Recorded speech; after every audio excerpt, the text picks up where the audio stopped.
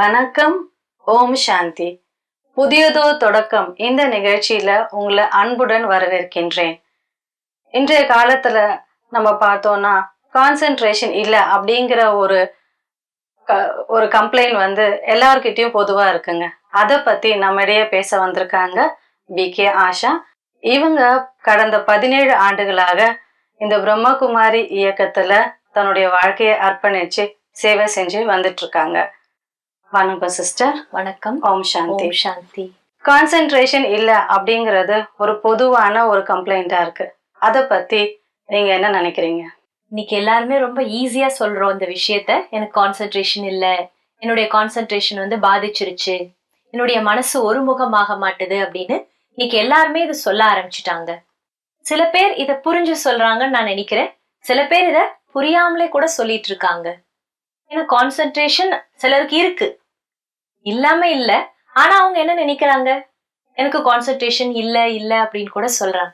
அது கூட ஒரு வகையில தவறுதான் அப்படிங்கிறது என்னுடைய ஒரு கருத்து. ஏன்னா எதை நம்ம இல்ல இல்லன்னு சொல்றோம் அது கூட சில நேரம் என்ன ஆயிடும், இல்லாமலே போயிடும். ஆகையால உண்மையிலேயே எனக்கு கான்சென்ட்ரேஷன், அதாவது மனதை ஒருமுகப்படுத்த முடியுதா முடியலையா அப்படிங்கறதையும் தெரிஞ்சுக்க வேண்டியது ரொம்ப அவசியம். கான்சென்ட்ரேஷன் அப்படின்னா நம்ம எப்படி தெரிஞ்சுக்கிறது? நம்ம ஒரு கான்சென்ட்ரேஷனோட ஒரு வேலையை செய்யறோம் இல்ல செய்ய முடியல அப்படிங்கறத நம்ம எப்படி தெரிஞ்சுக்கலாம்? இப்போ முதல்ல நம்ம கான்சென்ட்ரேஷன்னா என்னன்னு தெரிஞ்சுக்கணும். அதுக்கப்புறம் தான் நான் கான்சென்ட்ரேஷனோட அந்த வேலையை செய்யறேன்னா என்னங்கிறத பத்தி கூட நம்ம தெரிஞ்சுக்க முடியும். கான்சென்ட்ரேஷன் அதாவது மனதை ஒருமுகப்படுத்துவது அப்படின்னு கூட இதை சொல்றோம். இதுல மனதை மட்டும் ஒருமுகப்படுத்தணும் அப்படின்றது இல்ல, நம்ம எல்லார்கிட்டயுமே 2 சக்திகள் இருக்கு. இத சக்தின்னு சொல்லலாம், ஆற்றல் அப்படின்னு சொல்லலாம். ஒன்று மனம், இங்கிலீஷ்ல நம்ம மைண்ட் அப்படின்னு சொல்றோம். 2வது புத்தி, இன்டலெக்ட். இந்த 2ஐயும் ஒருங்கிணைப்பது. எந்த ஒரு காரியத்திலையும் நம்முடைய மனசு புத்தி 2ஐயும் இணைத்து செயல்படுத்துவது, அதுதான் கான்சென்ட்ரேஷன். அதுதான் ஒருமுகப்படுத்துவதுன்னு அர்த்தம். இப்ப எல்லாருமே தன்னுடைய காரியங்கள் செய்யும் பொழுது மனம் புத்தி ஒருங்கிணைத்து செய்யணும், அதுதான் கான்சென்ட்ரேஷன் சொல்ல வரீங்க. ஆமா. சரி, இப்ப சிலருக்கு கான்சென்ட்ரேஷன் எல்லா காரியத்திலயுமே செய்ய முடியாம இருக்கு. சோ அத பத்தி நீங்க என்ன சொல்ல வரீங்க? அதாவது சில விஷயங்கள் அவங்களால கான்சென்ட்ரேட் பண்ண முடியுது, சில விஷயங்கள்ல பண்ண முடியல. அத பத்தி நீங்க கேக்குறீங்க. இப்ப இதுல ஒரு சின்ன உதாரணம் நான் சொல்லலாம்னு நினைக்கிறேன். இன்னைக்கு பாத்தீங்கன்னா அந்த வீடியோ கேம்ஸ், மொபைல்ல கேம்ஸ் விளையாடுறதெல்லாம் ரொம்ப ஃபேமஸ் ஆயிடுச்சு. நீங்க பாத்திருப்பீங்க, சில குழந்தைங்க கூட அதை விளையாடுறாங்க. அவங்க விளையாடுறப்ப பாத்திருக்கீங்களா நீங்க? ரொம்ப கீனா இருப்பாங்க, அதுல ரொம்ப ஃபாஸ்டாவும் இருப்பாங்க. கூப்பிட்டா கூட அவங்க கவனிக்க மாட்டாங்க. நம்ம அதாவது பெரியவங்களால கூட அவ்வளவு எஃபிஷியன்ட்டா விளையாட முடியுமான்னு தெரியாது. ஆனா அந்த குழந்தைங்க என்ன பண்றாங்க, ரொம்ப கான்சென்ட்ரேட் பண்ணி தான் அது விளையாடுறாங்கன்னு சொல்லி நம்ம பார்த்தாலே தெரிஞ்சிடும். அதுல அவ்வளோ கவனத்தோட இருப்பாங்க, சுத்தி என்ன நடக்குதுன்னே அவங்களுக்கு தெரியாது. ஆனா அதே குழந்தைங்க படிப்புல கான்சென்ட்ரேட் பண்றாங்களான்னு யோசிச்சு பார்த்தா முடியாது, எல்லாராலும் முடியதில்லை. சில குழந்தைங்க படிப்புலயே சுட்டியா இருக்காங்க. அதே போல யங்ஸ்டர்ஸ் எடுத்துக்கலாம், இல்ல சில நடுத்தர வயது உள்ளவங்க கூட எடுத்துக்கலாம். ஏன்னா இன்னைக்கு எல்லாருக்குமே அந்த கேம்ஸ்ல நிறைய இன்ட்ரெஸ்ட் அப்படிங்கிறது இருக்கு. எல்லாருமே சும்மா உட்கார்ந்த உடனே என்ன பண்ண ஆரம்பிச்சிடுறாங்கன்னா அந்த கேம்ஸ் எடுத்து விளையாட ஆரம்பிச்சிடலாம். அப்ப அந்த நேரத்துல அவங்க எல்லாராலையும் கான்சென்ட்ரேட் பண்ண முடியுது தானே? சரிதான். அப்போ எல்லாருக்குள்ளயுமே அந்த மனதை ஒருமுகப்படுத்தக்கூடிய திறன் அல்லது ஆற்றல் என்பது கண்டிப்பாக இருக்கிறது. சில விஷயங்கள்ல அது அப்ளிகபிளா இருக்கு, சில விஷயங்கள்ல அது அதாவது சில விஷயங்கள்ல அது அப்ளை ஆக மாட்டுது. அப்ப அதை நாம கண்டுபிடிக்க தெரிஞ்சிருக்கணும். இப்ப வீடியோ கேம்ஸோ இல்ல மொபைல்ல கேம்ஸோ அந்த குழந்தையால விளையாட முடியுது, ஆனா படிப்புல அதால அந்த கான்சென்ட்ரேஷனை கொண்டு வர முடியல. அப்ப என்ன காரணம்? இதுக்கு ஒரு சின்ன ஒரு விஷயம் நான் சொல்லணும்னு நினைக்கிறேன். இப்போ அந்த கேம்ஸ் விளையாடுறப்ப அந்த குழந்தைய நீங்க கவனிச்சு, குழந்தையோ பெரியவங்களோ நீங்க கவனிச்சு பாத்தீங்கன்னா முக்கியமா முதல் விஷயம் அவங்களோட கண்கள் அதுல அப்படியே மூழ்கி இருக்கும். அடுத்து பாத்தீங்கன்னா அவங்களோட ஃபிங்கர்ஸ், அடுத்து பாத்தீங்கன்னா அவங்களோட பாடியோட போஸ்டர் பாத்தீங்கன்னா ஒரு கியூரியஸா உட்கார்ந்துருப்பாங்க, அப்படியே ஸ்டிஃபா உட்கார்ந்துருப்பாங்க, ஒரே இடத்துல உட்கார்ந்துருப்பாங்க. நல்லா எல்லாம் ரொம்ப கம்ஃபர்ட்டா. நம்ம இப்ப சோஃபால உட்கார்ந்து இருக்கிறோம், சாஞ்சு உட்கார்ந்துட்டு எல்லாம் விளையாட மாட்டாங்க. நுனியில இருப்பாங்க, இல்ல மிடில்ல உட்கார்ந்து இருப்பாங்க. ரொம்ப ஃபாஸ்டா என்ன பண்ணிட்டே இருப்பாங்க, ஆப்ரேட் பண்ணிட்டே இருப்பாங்க. அப்ப அந்த இடத்துல ஏன் அவங்களால கான்சென்ட்ரேட் பண்ண முடியுது அப்படின்னா பிசிக்கலா அவங்க எல்லா ஆர்கன்ஸையும், அதாவது எல்லா உறுப்புகளையும் அதுல இன்வால்வ் பண்ணிடுறாங்க. அதாவது மனதையும் புத்தியையும் மற்றும் உடல் உறுப்புகளையும் வந்து ஒருநிலைப்படுத்தி அவங்க வந்து அந்த காரியத்தை அவங்க செஞ்சுட்டு இருக்காங்க. இப்ப இது ஒரு எக்ஸசைஸ்னு சொல்லலாமா? சொல்லலாம். ஆனா எல்லா இடத்துலயும் இது பாசிட்டிவா இருக்கும்னு சொல்ல முடியாது. இப்ப சில கேம்ஸ் விளையாடுறதுனால, சிலர் சொல்றாங்க சில கேம்ஸ் விளையாடுறதுனால மைண்ட் கூட ஃப்ரெஷ் ஆகுது, மைண்ட் வந்து பிரிஸ்க் ஆகுது அப்படின்றாங்க. பட் நம்ம அதை பத்தி ரொம்ப டீட்டெயிலா இங்க சொல்ல போறது இல்ல, அதை பத்தி நம்ம பார்க்க போறதும் இல்ல. நம்ம தெரிஞ்சுக்க வேண்டிய ஒரு உதாரணம் என்ன அப்படின்னா, அவங்களுடைய மனசு, புத்தி. ஏன்னா புத்திக்கு வேலைதான் அடுத்து என்ன செய்யணும் அப்படின்னு யோசிச்சுட்டே இருக்கும் புத்தி. மனசு என்ன பண்ணிட்டே இருக்கும், இதை செய் அப்படின்னு சொல்லிட்டே இருக்கும். அப்ப மனசு கட்டளைகள் கொடுக்க கொடுக்க அவங்க கையும் கண்ணும் என்ன ஆயிட்டே இருக்கு, ஃபாஸ்டா மூவ் பண்ணு. அப்ப ஒரே நேரத்துல எல்லாவற்றையும் ஒரு காரியத்துல பயன்படுத்துறப்ப அந்த கான்சென்ட்ரேஷன் எப்படி இருக்கு, ஒரு சக்சஸ்ஃபுல்லா இருக்குது. இது போல நம்ம எந்த காரியத்தை எடுத்துட்டாலும் அதுல நம்முடைய மனம், புத்திய ஒரே நேரத்துல கொண்டு போறப்ப நம்ம உடலும் என்ன பண்ணும், ஒருங்கிணைந்து அந்த காரியத்தை செய்ய ஆரம்பிச்சிடும். சரியா சொன்னீங்க. இப்ப அந்த கான்சென்ட்ரேஷன் இல்லாம இருக்கும் பொழுது என்னென்ன பாதிப்புகள் வரக்கூடும்? கான்சென்ட்ரேஷன் இல்லாதப்ப நிறைய பாதிப்பு வந்துருது. அது எந்த விதமான வேலை அப்படின்றத பொறுத்து அதனோட பாதிப்பு இருக்கு. இப்ப படிக்கக்கூடிய ஸ்டூடெண்ட்ஸ் அப்படின்றப்ப அவங்களால அதை சரியா படிச்சு மனப்பாடம் பண்ண முடியாது. எக்ஸாம்ல போய் அதை அவங்களால எழுத முடியாது. அந்த நேரத்துக்கு மட்டும் இல்ல, அவங்களோட பிரெயினோட பவர் என்ன ஆயிடும், குறைஞ்சிரும். இப்ப படிக்க படிக்கதான் அறிவு வளர்ச்சி அடையுது அப்படின்னு சொல்றோம். அப்ப கான்சென்ட்ரேட் பண்ண முடியாதவங்களால அவங்களுடைய அறிவை வளர்த்து கொள்ள முடியறது இல்ல. அதே ஒரு அபிஷியல் பர்சன் நீங்க எடுத்துட்டீங்க அப்படின்னா அவங்களால ஆபீஸ்ல என்ன பண்ண முடியாது, கான்சென்ட்ரேட் பண்ணி ஒர்க் பண்ண முடியல அப்படின்றப்ப அவங்களோட பர்ஃபார்மன்ஸ் எப்படி இருக்கும், ரொம்ப புவரா இருக்கும். ஆபீஸ்ல அவங்களால ரிசல்ட் காட்ட முடியாது. அப்ப அவங்களோட ப்ரமோஷன், growth, ப்ராக்ரஸ் இது எல்லாமே அஃபெக்ட் ஆகும். அதே ஒரு பிசினஸ்ல எடுத்துட்டீங்கன்னா கான்சென்ட்ரேஷன் குறையறப்ப என்ன ஆகும், மணியில நிறைய ப்ராப்ளம் வரும். பணத்தை கைவிட்டுடுவாங்க. சில நேரம் பாத்தீங்கன்னா வாங்க வேண்டிய பணத்தை குறைச்சு வாங்கிடுவாங்க, கொடுக்கறப்ப அதிகமா கொடுத்துருவாங்க. அப்ப நிறைய லாஸ் அப்படின்றது இருக்கு. அதே போல ஒரு ஃபேமிலியில எடுத்துட்டீங்கன்னா சில விஷயங்கள் நம்ம கவனம் கொடுத்து செய்யணும். ஒரு குழந்தைய வளர்க்கறதா இருக்கலாம், இல்ல ஒரு ஃபேமிலியை மெயின்டைன் பண்றதா இருக்கலாம், இல்ல ஒரு கிச்சன்ல செய்யக்கூடிய ஒரு வேலையா இருக்கலாம். அங்க கான்சென்ட்ரேஷன் தவறுறப்ப என்ன ஆகுதுன்னா ரிலேஷன்ஷிப் ப்ராப்ளம்ஸ், உறவு முறைகள்ல நிறைய பிரச்சனைகள் வருது. இப்படி எல்லா ரீதியிலையும் பார்த்தோம்னா இதுல நமக்கு லாஸ் அப்படிங்கிறது அதிகமா தான் இருக்குது. இப்போ கான்சென்ட்ரேஷன் இல்லை அப்படின்ற பொழுது நமக்கு வரக்கூடிய விளைவுகள் நீங்க சொன்னீங்க. இப்போ நிறைய பேர் வந்து ரொம்ப ஓவர் கான்சென்ட்ரேஷனா கூட வந்து அவங்க வேலை செய்யறாங்க, இல்ல ஒரு காரியங்களை செய்யறாங்க அப்படின்னும் போது அவங்களுக்கு ஸ்ட்ரெஸ் வர ஆரம்பிச்சிடுது. இத பத்தி என்ன சொல்ல வரீங்க? இத ஒரு ஓவர் கான்சென்ட்ரேஷன் சொல்ல முடியாது. கான்சென்ட்ரேஷன் அவங்க தவறா புரிஞ்சுக்கிறாங்க.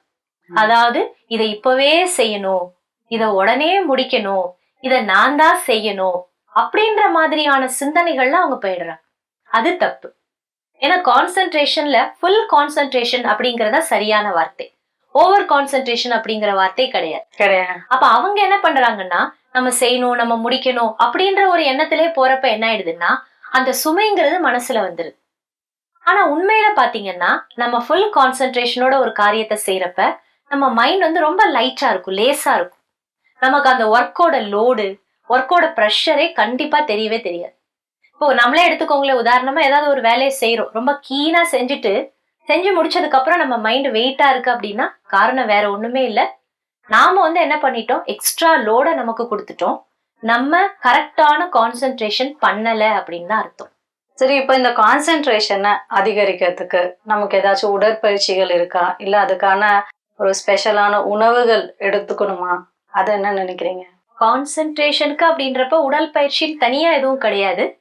நம்ம பிராணாயாமம் செய்யறது மூலமா நம்முடைய பிரீத்திங்ல, அதுல என்ன பண்றோம், பிராணாயாமத்துல நம்முடைய சுவாசத்துல கவனம் கொடுக்கிறோம்.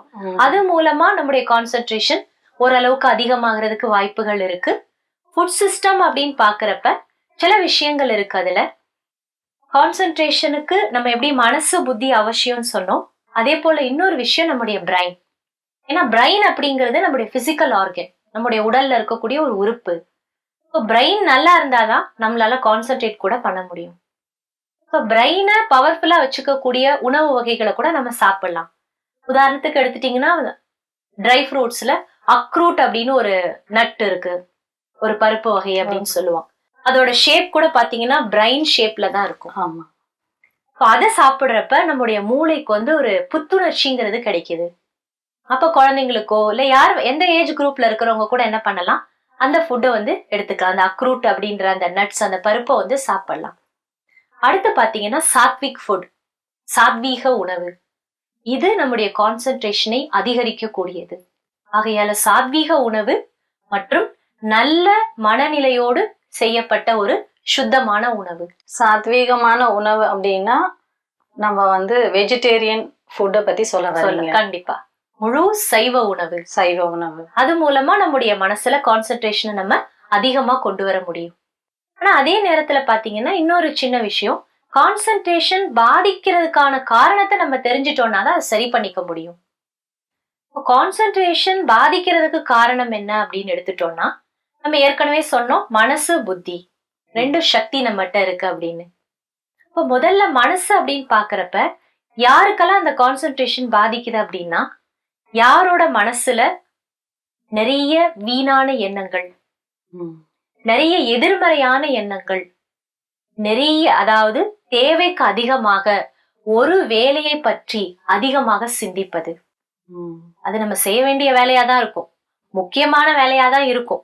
ஆனா அதை பத்தி கூட நம்ம என்ன பண்ணுவோம், ஓவர் திங்கிங்னு சொல்றோம் இல்லையா. ஒரே விஷயத்த நிறைய தடவை நம்ம வந்து தேவையில்லாத எண்ணங்களையும் கொண்டு வரோம். அப்படி நம்ம திங்க் பண்றது. இந்த 3 விஷயங்கள் தான் மனதை மிக மிக பாதிக்கக்கூடியது. கான்சென்ட்ரேஷன் அதிகமாக பாதிக்கிறதுக்கு முக்கிய காரணம் இந்த 3 விஷயங்கள் தான். அடுத்து 2வது எடுத்துட்டீங்கன்னா புத்தி. நம்முடைய புத்திங்கிறது என்னன்னா கிரகிக்கக்கூடிய ஆற்றல். ஒரு விஷயத்தை கிரகிக்கிறது எது, புத்தி தான். இப்ப நம்ம இங்க பேசிட்டு இருக்கிறோம், இப்ப நீங்க கேட்டுட்டு இருக்கீங்க, நான் சொல்ற விஷயம் எல்லாம் உங்களுக்கு உள்ள போயிட்டே இருக்கு இல்லையா. இப்ப உங்க புத்தி என்ன பண்ணிட்டு இருக்கு, கிரகிச்சிட்டு இருக்கு. இப்படி எந்த இடத்துலயும் எந்த சூழ்நிலையிலையும் நம்முடைய புத்தி என்ன பண்ணும்னா சுத்தி நடக்கிறதையும் சரி, நம்ம முன்னாடி நடந்துட்டு இருக்கிறதையும் சரி கிரகிச்சுட்டே இருக்கும். இங்க கிரகிச்சிட்டு இருந்தாலோ அங்க என்ன நடக்குது அதையும் கிரகிக்கும். இப்படிப்பட்ட ஒரு ஆற்றல் மனிதனுடைய புத்திக்கு இருக்கிறது. அப்ப புத்தி என்ன பண்ணி வச்சிருக்கு அப்படின்னா, பல காலங்களாக பொறாமை, துவேஷம், விரோத மனப்பான்மை, பழிவாங்கக்கூடிய உணர்வுகள், இப்படிப்பட்ட எதிர்மறையான உணர்வுகளை கிரகிச்சு வச்சிருக்கு புத்தி. இது எல்லாமே புத்தியை ஆக்கிரமிச்சிருக்குது. யாருடைய புத்தியில இதனுடைய தாக்கம் அதிகமா இருக்கோ அவங்களால சரியாக ஒரு விஷயத்த மனதை ஒருமுகப்படுத்தி செய்ய முடியாது. இது வந்து ரொம்ப சிந்தனை செய்ய வேண்டிய விஷயங்கள். இப்ப இதுல இருந்து வெளியில வர்றதுக்கு நம்ம என்ன செய்யணும்? இதையும் நம்ம ஒரு 2 விதமாவே பார்க்கலாம். முதல்ல நம்ம ஏற்கனவே பார்த்தது போல மனம், மனசுல இருக்கக்கூடிய அந்த தேவையற்ற எண்ணங்கள். பொதுவாவே மனசோட வேலை என்னன்னா ஏதாவது எண்ணங்களை எண்ணிக்கொண்டே இருக்கும். அப்ப எந்த காரியத்தை நம்ம செய்ய போறோம் நமக்கு முன்கூட்டியே தெரியும், நான் அந்த காரியத்தை தான் செய்ய போறேன் அப்படின்னு. அப்ப அது சம்பந்தப்பட்ட எண்ணங்களை உருவாக்குறதுக்கு நம்ம மனசுக்கு நம்ம சில பயிற்சிகளை கொடுக்கணும். அந்த காரியத்தை பற்றி மட்டும்தான் அந்த நேரத்துல என்ன பண்ணணும், மனசு திங்க் பண்ணணும். அதனாலதான் சொல்லுவாங்க சிந்தனைய சிதற விடாதீங்க. ஸ்கூல்ல டீச்சரோ இல்ல வீட்டுல யாரோ சொல்றப்ப சொல்லுவாங்க, மனசை சிதற விடாதீங்க, செய்யற வேலையில உங்க மனச கவனம் கொடுங்க அப்படின்னு சொல்லுவாங்க. இது ஒரு முக்கியமான விஷயம். அடுத்து 2வது பாத்தீங்கன்னா புத்தி அப்படின்னு வர்றப்ப நம்ம புத்திய நம்ம ஸ்வச்சமாக, அதாவது தூய்மையாகவும் தெளிவாகவும் வச்சுக்கணும். ஏற்கனவே உள்ள இருக்கு வேஸ்ட், அதெல்லாம் கிளியர் பண்ணணும். அடுத்து புதுசா எந்த வேஸ்டையும் நம்ம உள்ள கொண்டு போய் டெபாசிட் பண்ணக்கூடாது. கிளியர் பண்ணணும்னா எப்படி பண்றது? மெடிடேஷன் பிராக்டிஸ் மூலமா நம்முடைய புத்தியை நம்ம என்ன பண்ண முடியும்னா கிளீனாவும் வச்சுக்க முடியும், கிளியராகவும் வச்சுக்க முடியும். இது ஒரு மனதிற்கான ஒரு பயிற்சி. ஸோ மனதின் அந்த பயிற்சியின் மூலியமாக மனதையும் புத்தியையும் நம்ம ஆரோக்கியமாக தெளிவாக வைக்கும் பொழுது கான்சென்ட்ரேஷன் செய்ய முடியும்.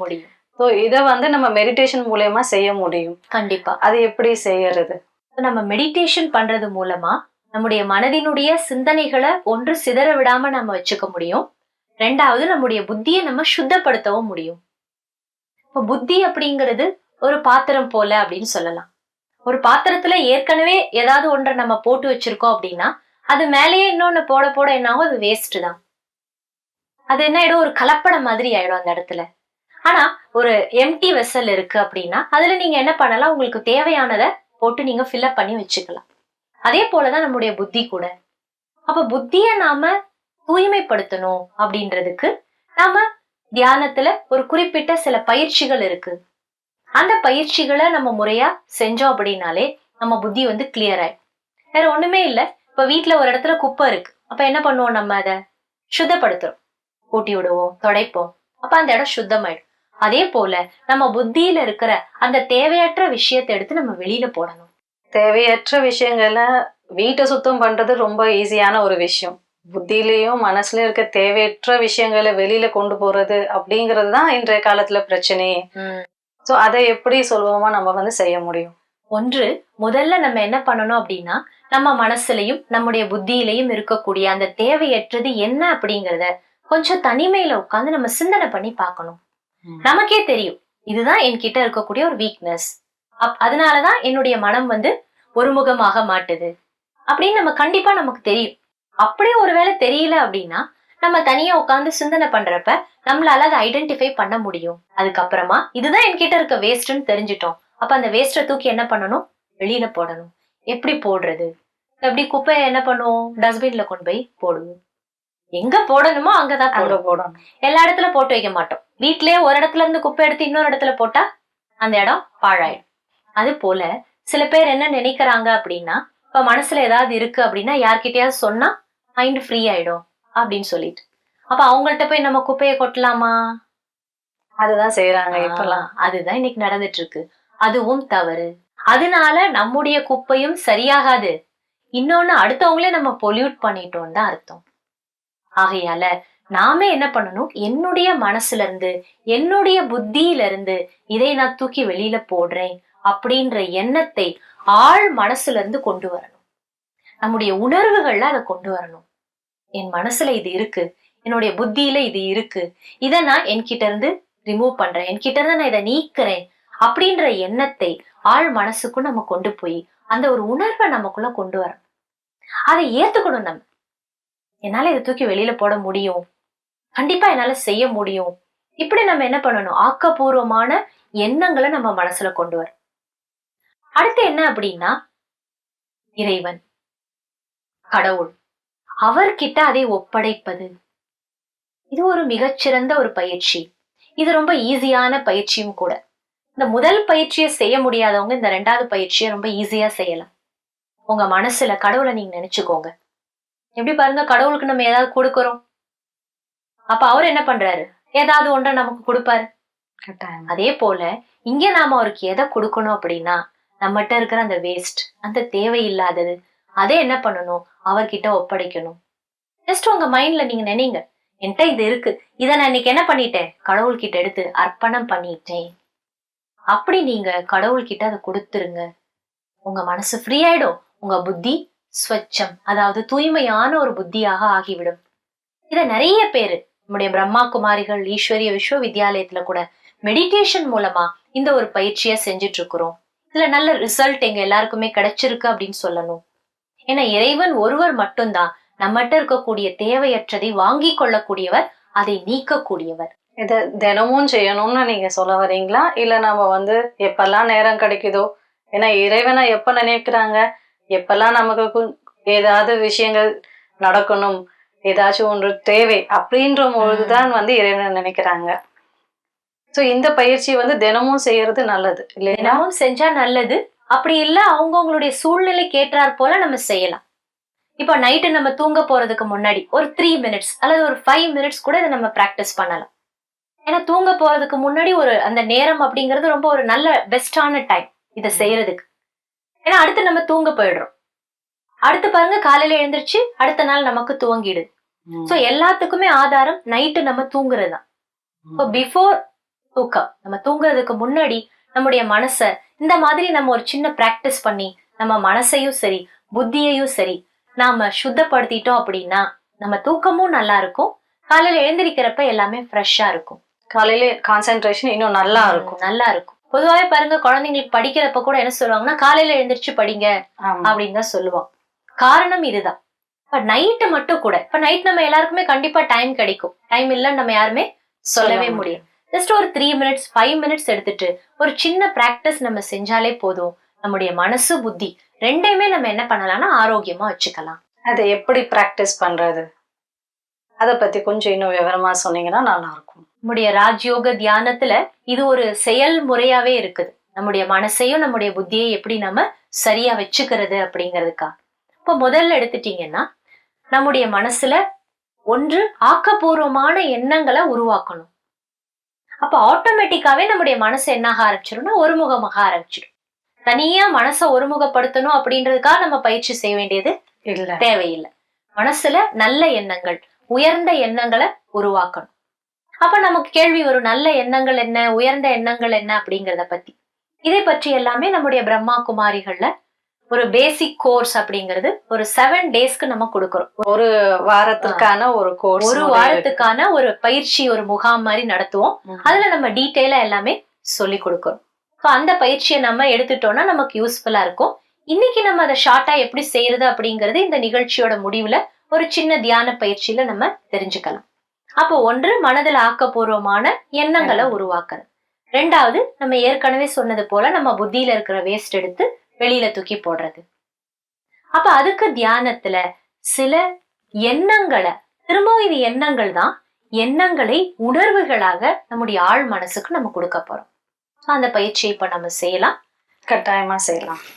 உங்க மனசுல என்ன என்ன மாதிரியான எண்ணங்களை இப்ப உருவாக்கணும்னு நான் சொல்லிட்டே வரேன். நீங்க அதை அப்படியே என்ன பண்ணுங்க, உங்க மனசுல ஒரு உணர்வுகளாக கொண்டு வாங்க. ஓம் சாந்தி. நான் ஒரு அமைதியான சூழ்நிலையில் அமர்ந்திருக்கிறேன்.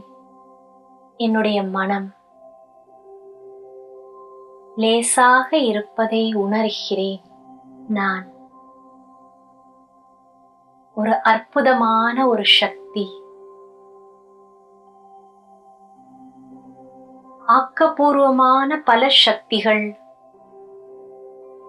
எனக்குள் நிறைந்திருக்கிறது. என்னுடைய மனம் ஒரு பொக்கிஷம் போன்றது. நல்ல நல்ல சிந்தனைகள் என்னுடைய மனதில் நிறைந்திருப்பதை உணர்கிறேன்.